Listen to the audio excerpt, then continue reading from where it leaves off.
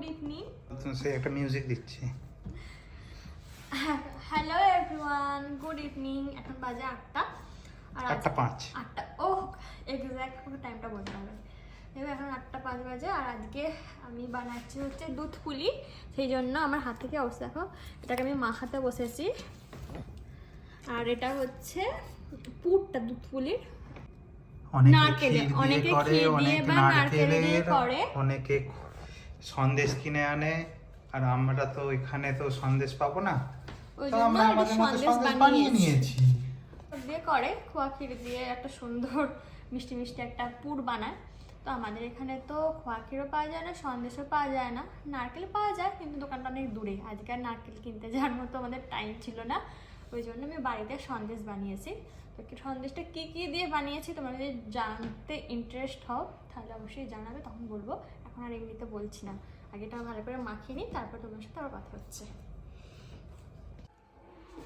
কতগুলো মোড়া হয়েছে দেখাও বন্ধুদের।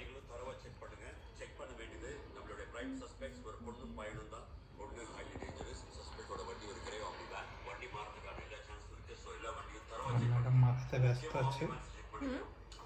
ম্যাডাম এখন মাখাতে ব্যস্ত আছে। গোল করতে, ও মাখাতে না, সরি। এটা হচ্ছে বাটি করেছি, পিঠের বাটি।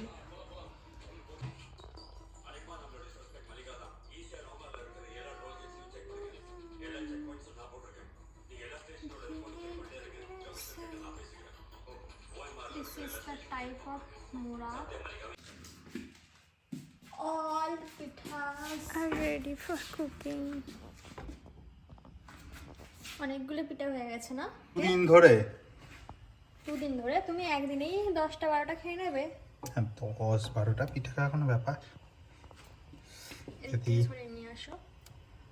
যদি বাবা হতো মোটামুটি খান 20 খেয়ে নিত। বাড়িতেও তো হচ্ছে পিঠা, ইনফ্যাক্ট দুধ পুলি হয়তো হচ্ছে। হ্যাঁ, আমাদের বাড়িতেও দুধ পুলি হচ্ছে, 2 বাড়িতে দুধ পুলি প্লাস এখানে 3টে বাড়িতে দুধ পুলি হচ্ছে। টুডে ইজ দুধ পুলি ডে। দুধের মধ্যে সামান্য একটু কেশর ছড়িয়ে দিলাম যাতে টেস্টটা আরও বেশি ভালো হয়। ফার্স্ট টাইম দুধ পুলি বানাচ্ছি, জানি না কেমন হবে। ইয়েস, পিঠে রেডি। এবার দীপান দাসকে টেস্ট করতে দেব, জানি না কেমন হয়েছে।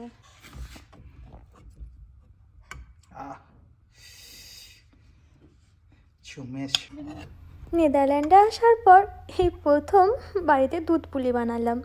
আগে তো আমি কখনো দুধ পুলি বানাইনি, তবে দীপান আর আমি দুজন মিলে একসাথেই বানিয়েছি। আমরা ভাবতাম যে পিঠে বানানো একটা বিশাল বড় কাজ, এটা মনে হয় আমাদের দ্বারা সম্ভব না। তারপর দুজনে চেষ্টা করলাম আর ফাইনালি পিঠে বানাতে পেরেছি। এবছর পৌষ পার্বণে 2 দিন পর পর পিঠে বানিয়ে ফেললাম।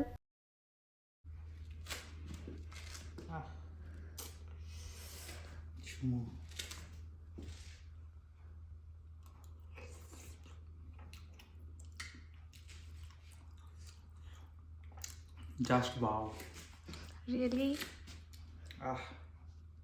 যেমন সুন্দর। এই দিকটা আসো না, তুমি তো পুরো আমার পুরো একদম দিন এ করে দিলে। কি করে দিলাম, খুশ।